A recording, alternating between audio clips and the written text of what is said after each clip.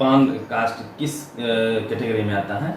ये schedule caste category में आता है। लोग अनुसूचित जाति हैं और बिहार में लगभग हम लोग 80 लाख हैं। लेकिन आज तक 75 सालों में राजनीतिक पार्टियों ने सारे लोगों को बुला बुला के टिकट देकर उनको विधायिका में MP MLA बनाया। लेकिन हम लोगों को ऐसा प्रतीत होता है कि गुलाम और भिखारी के मानसिकता वाले समझ के या उस मानसिकता के बना के रखा, हमें पार्टिसिपेशन नहीं दिया। आज हमारे ऐसी बहुत सारे अत्याचार हमारे पान समाज पे होता है। हमारा कोई रिप्रेजेंटेशन नहीं जहाँ हम लोग जा सके, न प्रशासनिक सेवा में है, न पुलिस सेवा में है, न हम लोग MP MLA हैं। दर दर की ठोकरें खाते हैं। हालात ऐसे हैं कि 12-12 वर्ष की लड़कियों को रेप करके उसको हत्या कर दिया गया, लेकिन हम न कोई सुना न कुछ हुआ। भीड़ हमारा था, मंच पे आप थे, लेकिन अगर भीड़ मेरी है तो मंच में भी मुझे बिठाओ, मुझे भी गले लगाओ। आपने वोट भी लिया, ये रिकॉग्नाइज भी नहीं किया। टिकट नहीं दिए तो चलता है, चलते रहे, हम लोग कुछ नहीं बोल पाए। लेकिन आप रिकॉग्नाइज भी नहीं करते कि पान समाज के लोगों ने वोट भी दिया है। हम कुंठित बहुत जाते हैं। हम कहते हैं देखो वो भूमिहार है, वो ब्राह्मण है, ऐसे कर दिया तो तुमको किसने रोका? तुम क्यों नहीं कर पाते भाई? तुम भी करो। अगर वो सवर्ण है, अगर हमसे आगे है, तो हम कैसे उनसे आगे जाएं? ये मानसिकता को डेवलप करना होगा। वो हम क्या करते हैं, 99% हम सोचते हैं उनको कोसने में लगा देते हैं। जब लालू जी का उदय हुआ, आदरणीय लालू प्रसाद जी का, तो जादवों का उदय हुआ और अति पिछड़ों नीतीश जी के उस समय कुर्मी का ये प्रभाव बढ़ा। जितने भी चेहरा आप देख लीजिए, नीतीश जी को देख लीजिए, मांझी जी को देख लीजिए, रामविलास पासवान जी को लीजिए, लालू जी को लीजिए, जो भी चेहरा है, एक चेहरा हुआ और उस चेहरे को राजनीतिक में हिस्सेदारी मिली, राजनीति में ऊंचे पद पे गए और समाज भी आगे तेजी से बढ़ा और समाज को वो बढ़ाने का काम किया और समाज राजनीतिक रूप से जागृत हुए और एकजुट हो गए। इस वक्त मैं पटना में हूं। हमारे साथ खास मेहमान होंगे बातचीत के लिए अखिल भारतीय पान महासभा के महासंघ के राष्ट्रीय अध्यक्ष IT गुप्ता जी हैं। सर क्या प्रोग्राम है? देखिए, हम लोग 4 जून को पटना के बापू सभागार में कबीर जयंती के अवसर पर पान को जानो, पान पहचानो और पान को मानो एक महासम्मेलन करने जा रहे हैं। पान सभा जो है, पान कास्ट किस कैटेगरी में आता है? ये शेड्यूल कास्ट कैटेगरी में आता है। लोग अनुसूचित जाति हैं और बिहार में लगभग हम लोग 80 लाख हैं। लेकिन आज तक 75 सालों में राजनीतिक पार्टियों ने बहुत कम जनसंख्या वाले को, अगर आप 80 लाख गिने तो 7% के आसपास होता है, लेकिन सारे लोगों को बुला बुला के टिकट देकर उनको विधायिका में MP MLA बनाया। लेकिन हम लोगों को ऐसा प्रतीत होता है कि गुलाम और भिखारी के मानसिकता वाले समझ के या उस मानसिकता के बना के रखा, हमें पार्टिसिपेशन नहीं दिया। हमारा एक मकसद है कि अब वक्त आ गया है कि अगर सभी को आपने दिया है तो हमें क्यों छोड़ा? हम आपको वोट देते रहे, भीड़ हमारा था, मंच पे आप थे, लेकिन अगर भीड़ मेरी है तो मंच में भी मुझे बिठाओ, मुझे भी गले लगाओ। आपने वोट भी लिया, ये रिकॉग्नाइज भी नहीं किया। टिकट नहीं दिए तो चलता है, चलते रहे, हम लोग कुछ नहीं बोल पाए। लेकिन आप रिकॉग्नाइज भी नहीं करते कि पान समाज के लोगों ने वोट भी दिया है। आज हमारे ऐसी बहुत सारे अत्याचार हमारे पान समाज पे होता है। हमारा कोई रिप्रेजेंटेशन नहीं जहाँ हम लोग जा सके, न प्रशासनिक सेवा में है, न पुलिस सेवा में है, न हम लोग MP MLA हैं। दर दर की ठोकरें खाते हैं। हालात ऐसे हैं कि 12-12 वर्ष की लड़कियों को रेप करके उसको हत्या कर दिया गया, लेकिन हम न कोई सुना न कुछ हुआ। लेकिन दिस इज द टाइम कि अब हम लोग हैं और बापू सभागार में तैयार खड़े हैं। जैसे जैसे लोग पढ़ लिख रहे हैं, अपनी आइडेंटिटी को पहचान रहे हैं, तो पहचान कैसे बने इसकी भी बात कर रहे हैं।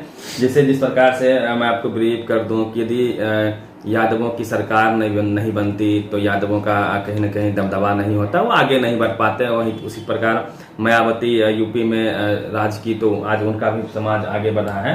तो रिप्रेजेंटेशन के लिए आप लोग प्रयास कर रहे हैं कि हमें भी भागीदारी मिले, हमारे लोग भी MP MLA PM CM बने ना। देखिए, पढ़ने लिखने से कोई समाज जागरूक होगा ऐसा मैं नहीं मानता। मेरे समाज में बहुत पढ़े लिखे लोग शुरू से भी रहे हैं और आज भी। आप एक कम्युनिटी लीजिए, मुसर समाज को, वो हमसे कम पढ़ा लिखा, हमसे कम पैसे वाले, गरीब बेचारे, लेकिन उसमें एक बात है कि जागरूक कम्युनिटी है, उनको हिस्सेदारी मिला राजनीति में, लेकिन ये भी एक आर्थिक हिस्सेदारी उनको आज तक नहीं दिया गया। और उनके जो भी नेता वो करते भी नहीं कुछ उनको आर्थिक हिस्सेदारी देने के लिए। तो मुझे लगता है कि पढ़ा लिखा होना और राजनीतिक चेतना को प्राप्त कर लेना तो अलग अलग चीज है। हाँ, आपने कहा कि जब लालू जी का उदय हुआ, आदरणीय लालू प्रसाद जी का, तजादुओं का उदय हुआ और अति पिछड़ों का नीतीश जी के उस समय में कुर्मी का ये प्रभाव बढ़ा। जितने भी चेहरा आप देख लीजिए, नीतीश जी को देख लीजिए, मांझी जी को देख लीजिए, रामविलास पासवान जी को लीजिए, लालू जी को लीजिए, जो भी चेहरा है, एक चेहरा हुआ और उस चेहरे को राजनीतिक में हिस्सेदारी मिली, राजनीति में ऊंचे पद पे गए और समाज भी आगे तेजी से बढ़ा और समाज को वो बढ़ाने का काम किया और समाज राजनीतिक रूप से जागृत हुए और एकजुट हो गए।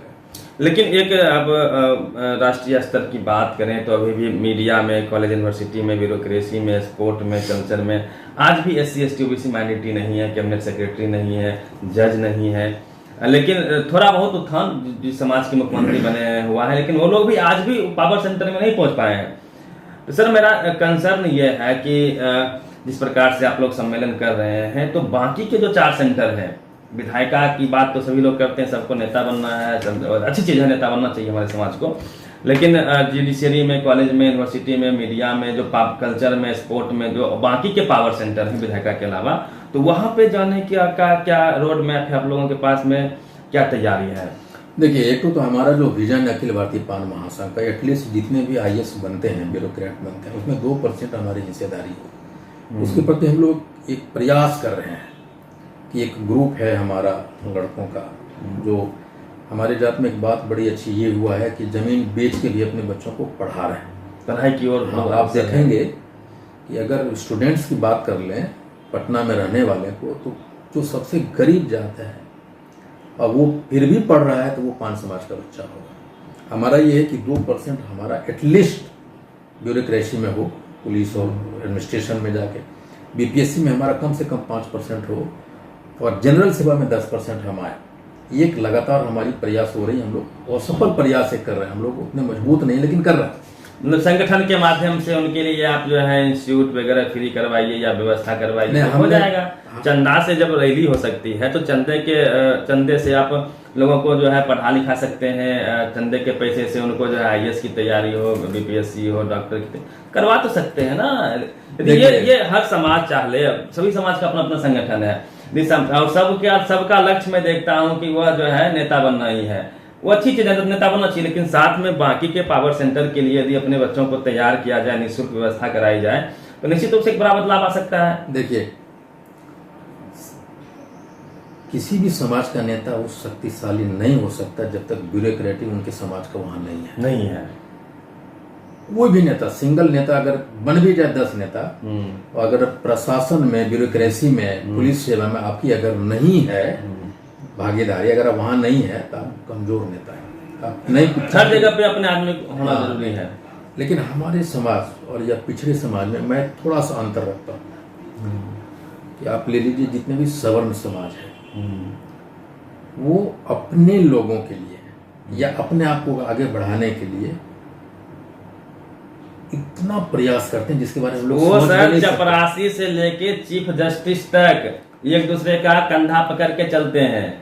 देखिए, मैं कह रहा हूँ, आपको और हमको किसने रोका है? वो तो नहीं रोकते, सीखने की आवश्यकता है। मेरा यही मित बनता है,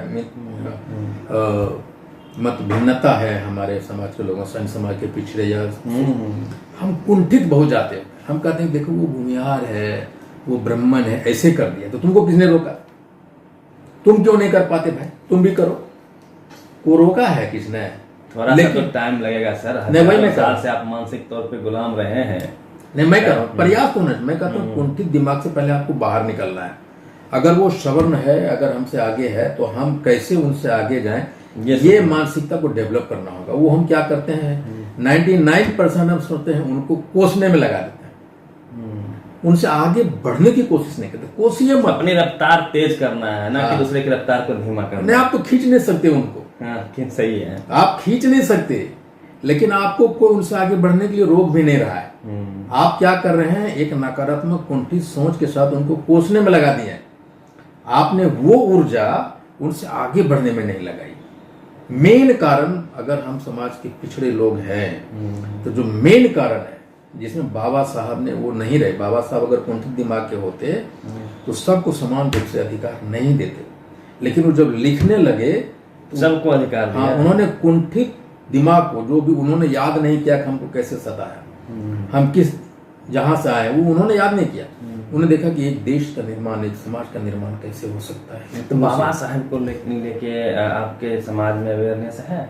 देखिए, बाबा साहब के हमारे ही नहीं, पूरे समाज में अवेयरनेस है और पूरे घर घर तक आप लोग प्रयास कर रहे हैं बिल्कुल, कि बाबा साहब अम्बेडकर की विचारधारा को पहुंचाया जाए। देखिए, मैं कहता हूँ देश का एक विचारधारा है जो अम्बेडकर बाबा साहब और उनके जैसे बहुत सारे नेता हैं जिनके विचारों से चल सकता है। हम सिर्फ ये नहीं कर सकते किसी एक पर्टिकुलर में, लेकिन बाबा साहब के विचारों के बिना देश का इंक्लूसिव ग्रोथ नहीं, ये बिल्कुल 100% सही है।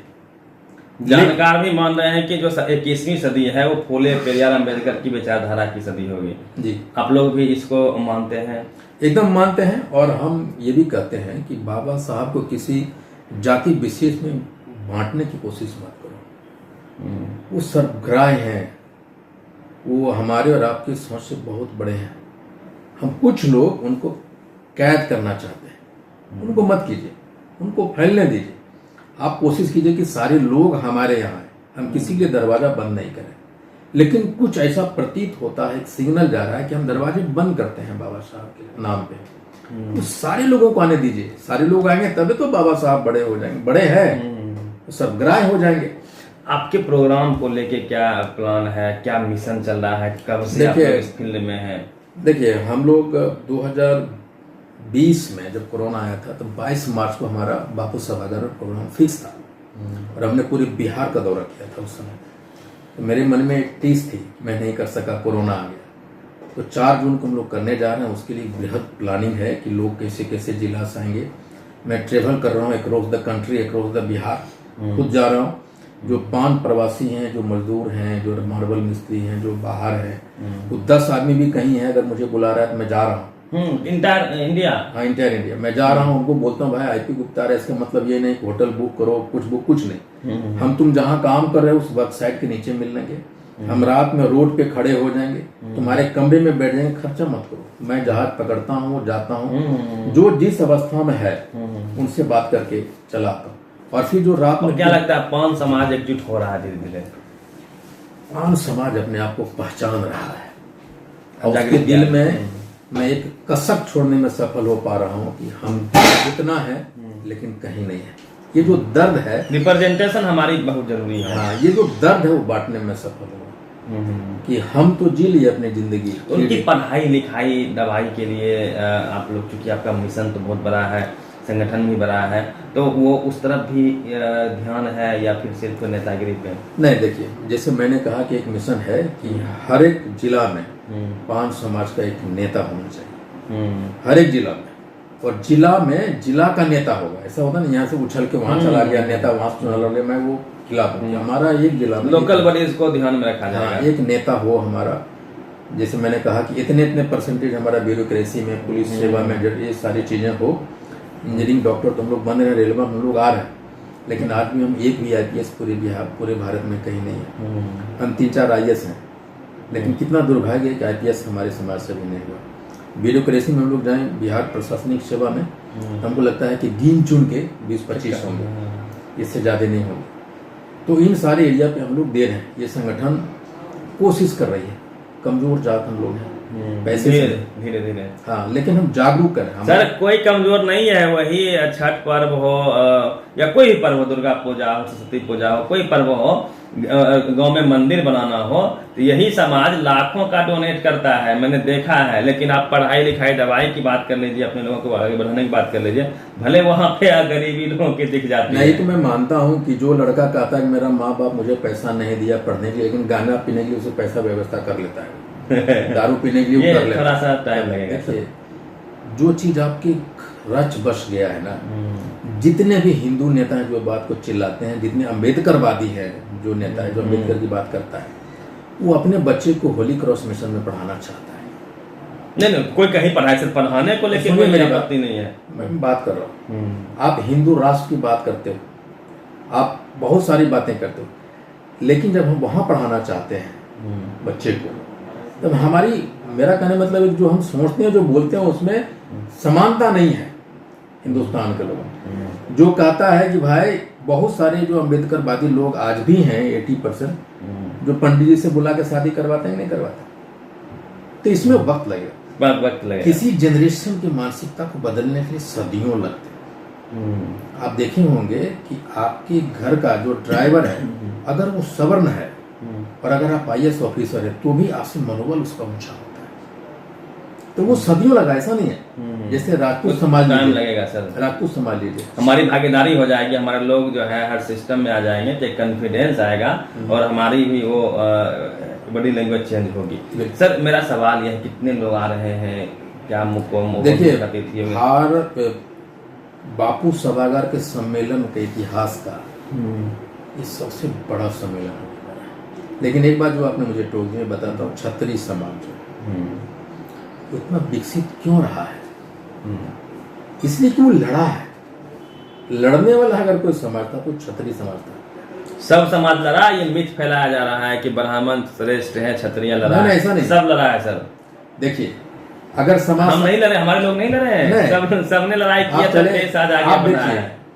आप चले जाइए, अगर इतिहास में जाते हैं ना, तो अगर आपके समाज के लोग लड़े तो फिर हम क्यों नहीं हैं। अब लिखा चूंकि जो इतिहास लिखा वो मनुवादियों ने लिखा, वो अपने समाज को आगे बढ़ा के लिखा, आपके इतिहास को दबा दिया गया है। नहीं, देखिए फिर वही मैं कहता हूँ, फिर हम उसी मानसिकता का शिकार हो रहे हैं, मनुवादी और हिंदूवादी, तो हम उसे शिकार हो रहे हैं। हम कह रहे हैं कि आपको किसने रोका है, हम क्यों नहीं मीडिया में आ पा रहे हैं भाई। क्या आपके सर हमारे समाज के लोग, शंभू सिंह जैसे लोग बहुत कम है ना भाई। आज मोदी का विरोध भी हो रहा है, विरोध कौन कर रहा है। अब सुनिए मेरी बात समझिए, अब गाँव में जातिवाद नहीं है, अब जो जातिवाद है वह शहरों में शिफ्ट हुई है, महीन जातिवाद होता है।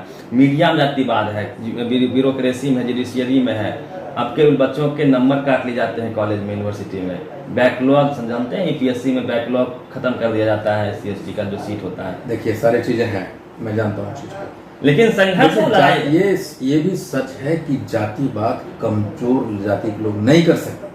जातिवाद जो मजबूत जाति के लोग हैं वही जातिवाद। हाँ, ये तो यही तो इतिहास है। लेकिन ये मत कहिए कि गांव में नहीं है जातिवाद। हाँ, गांव में भी जातिवाद है, शहर में तो शुरू से जातिवाद रहा है। जो पढ़े लिखे लोग हैं वो मदद करते रहे अपने लोगों को, महीन जातिवाद। हाँ, इसमें कोई दो राय नहीं। लेकिन मेरा सिर्फ एक ही मांग है कि भाई अगर वो जातिवाद महीन कर रहा है तो आप कम से कम मोटा भी जातिवाद तो कीजिए।